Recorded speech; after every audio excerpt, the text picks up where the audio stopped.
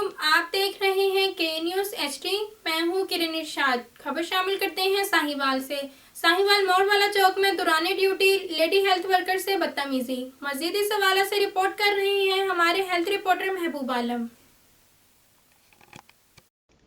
जी बिल्कुल। साहिवाल मोड़वाला चौक में दौरान ड्यूटी लेडी हेल्थ वर्करों से बदतमीजी।